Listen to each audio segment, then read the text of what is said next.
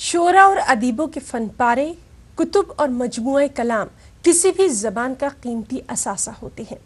कई शोरा हयात अपने कलाम को मजमूए की शक्ल नहीं दे पाए।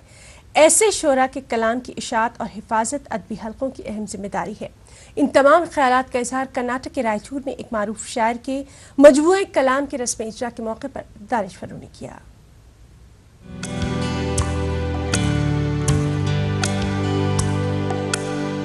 कर्नाटक के शहर रायचूर के मारूफ शायर हसन रजा का मरहूम का शेरी मजमुआ बाम आना का रस्म इजरा अमल में आया।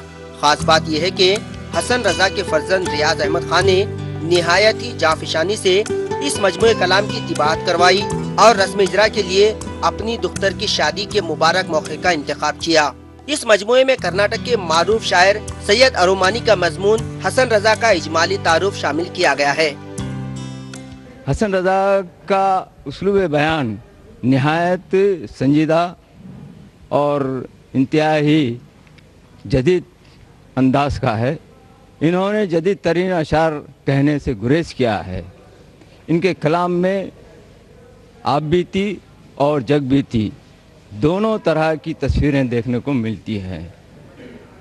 इनका पढ़ने का अंदाज बहुत ही मुनफरिद रहा है। मेरे वालिद साहब का ख्वाब था कि अपनी ज़िंदगी में कुछ तो उर्दू के लिए लिखें, तो उन्होंने बहुत कुछ लिखा, लेकिन हमारे वालिद साहब के जो साथियों ने उसके कुछ नग़मे और कुछ गज़लें जो है नज़में जो चुनकर जो हमारे भाई को दिए थे, तो उसका उन्होंने बहुत अच्छी तरह से एक मजमूए कलाम के रूप में ला करके इस पब्लिश किया, जो उनकी लड़की की शादी के मौके पर पब्लिश किया। हसन रजा 1935 में रायचूर जिले में पैदा हुए। हसन रजा किसी तहरीक से वाबस्ता नहीं थे, हमेशा अदब में नए सेहतमंद रुझान के हामी रहे। ईटीवी न्यूज़ के लिए रायचूर से नसीम अशरफ की रिपोर्ट।